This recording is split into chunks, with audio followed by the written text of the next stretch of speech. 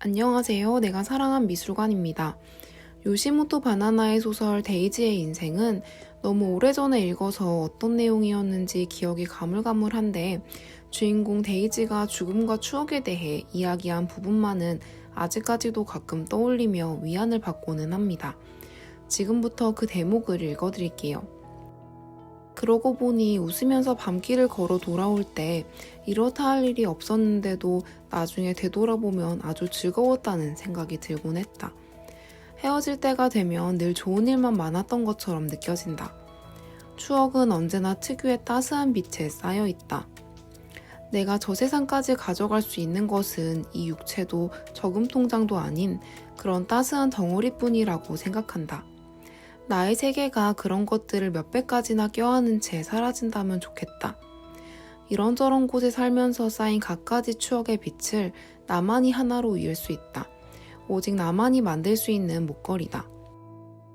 나라는 상자에는 내가 상상할 수 있는 전부가 꼭꼭 들어차 있다. 누구에게 보이지 않고 누구에게 말하지 않아도, 그리고 내가 죽어도 그 상자가 있었다는 사실만은 남으리라. 우주에 둥실 떠있는 그 상자의 뚜껑에는 데이지의 인생이라 쓰여 있으리라. 번역가 김난주는 옴기니의 말에서 이렇게 말합니다. 데이지의 인생에서 우리가 보고 느끼고 그리고 공유할 것들은 이렇게 세월과 함께 멀어진 행복했거나 아팠던 기억들, 사람은 가고 없어도 남은 사람의 기억에 새겨진 잔상, 또 기억하는 사람마저 가버렸어도 우주의 오랜 역사에 한 사람의 인생으로 영원히 보존될 온갖 기억의 집적이 아닐까 합니다.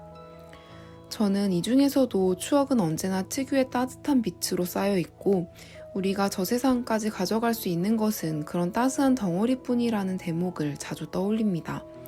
과거를 떠올리다 보면 좋은 기억뿐만 아니라 대수롭지 않고 특별할 것 없는 기억도 소중하게 느껴질 때가 많은데요. 추억은 누구도 들여다보거나 빼앗을 수 없는 온전히 나만의 것이라서 그런 것 같습니다. 데이지의 말처럼 인생은 어쩌면 우리 각자의 이름이 적힌 상자에 추억을 차곡차곡 담고 그것을 꺼내보며 울고 웃는 것이 전부일지도 모릅니다. 그래서 우리는 추억을 공유한 이들과 유대감을 느끼고 추억을 더 오래 간직하기 위해 일기나 사진 등의 기록을 남기는 것이겠죠. 가끔 우리는 무언가를 매개로 상자 안에 넣어두고 잊어버린 기억들을 떠올립니다. 매개체는 누군가와 나누는 대화일 수도 있고 어떤 장소나 냄새일 수도 있습니다. 그림 같은 예술작품 역시 매개체가 될 수 있습니다. 지난 가을 갤러리 챕터2에서 열린 노충현 작가의 개인전 그늘은 작가가 작업실 근처에 있는 홍제천을 오가며 보았던 천변 풍경을 주요 소재로 삼았습니다. 제게 인상적인 작품은 산책과 망원의 눈이었습니다.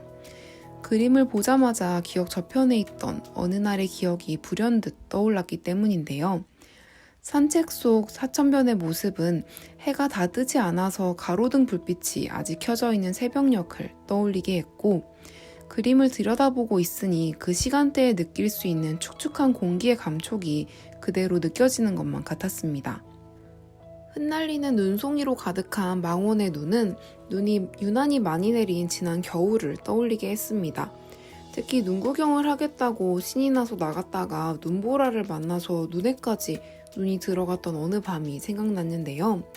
어제도 서울에 많은 눈이 내렸는데 이번에는 반대로 눈 내리는 모습을 보니 이 그림이 생각나서 재밌었습니다.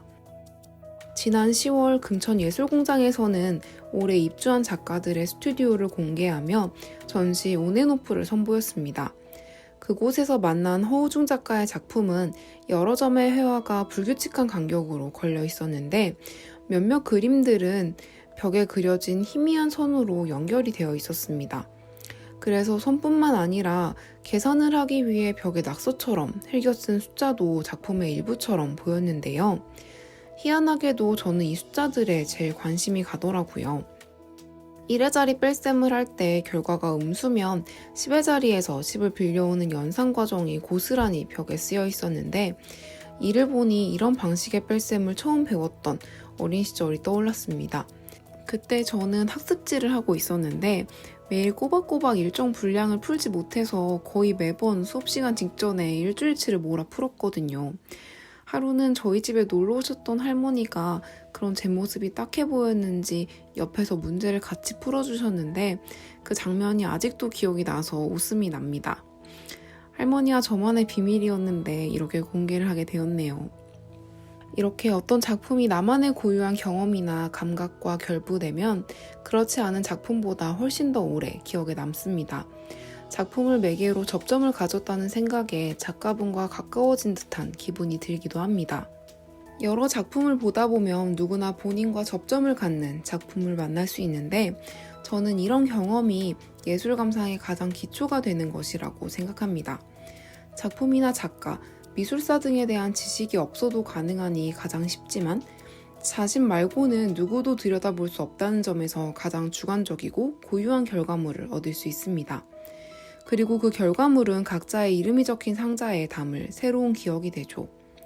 제겐 미술관이나 갤러리를 다니며 여러 작품을 통해 저만의 추억을 만들고 그것들을 제 상자 안에 담아놨다가 나중에 꺼내보고 하는 것이 인생의 큰 즐거움 중 하나입니다.